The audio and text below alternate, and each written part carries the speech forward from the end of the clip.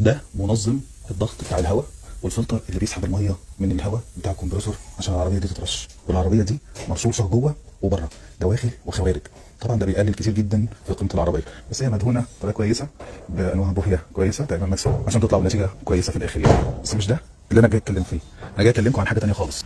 العربيات اللي بتقطع نص ورا بيقابلهم مشكله كبيره قوي اليومين دولت، اللي هو العربيه بتاعته تعمل حادثه ويروح قاطع النص الخلفي يحط نص ثاني جديد. طبعا بتقابلهم مشكله كبيره قوي اليومين دولت. انا هسال باشمهندس رامي سؤال، حضرتك بتشتغل في الحاجات اللي هي الانصاص والاربع لو عربيه عملت حادثه او حاجه زي كده بتشتغل فيها يعني؟ مساء الخير استاذ احمد، منورنا ومساء الخير على متابعينا الكرام. احنا بفضل الله ما بنشتغلش في موضوع الانصاص خالص، وحضرتك هتقول لي ليه ما بنشتغلش فيه؟ لان انا هجيب اول حاجه بس من الناحيه الدينيه، انا ما اقدرش ان انا اساعد تاجر انه يغش عميل ويبيع له عربيه نصين على انها سليمه مهما كنا متمكنين في الموضوع. الشق الامان نفسه اللي احنا بنهتم بيه العملاء بصراحه ان هي ما فيهاش اي امان خالص لصاحب المركبه او عيلته.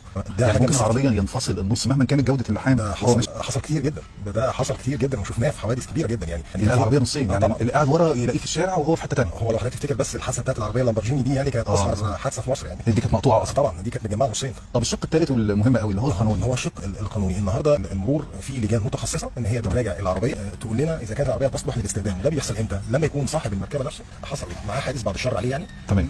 توجه وتعامل محضر بالحادث قبل ما يبدا الاصلاح لازم يخطر المرور. بالظبط، كلام حضرتك مظبوط مليون في المية. تمام. فبناء عليه هو مثلا الامكانيات الماديه مش مساعده انه يجيب عربيه جديده، فبيفتكر ما بيروحش بقى للمرور لان هو غالبا برضه المرور مش هيوافق اصلا على موضوع الاصلاح لو حاله حادثه كبيره. صح. بنسبه 70 80% بالذات اللي احنا عليها موضوع القطعيات. في قطعيات ممكن المرور يقبل بيها بتحافظ على امانه صاحب المركبه، وفي قطعيات لا طبعا، لان مهما كان الكواليتي الخبره بتاعتنا في العمل بتاع القطعيات مستحيل انه هيكون بنفس الكفاءه بتاعت الستاندرد بتاعت المصنع ذات نفسه. بالظبط.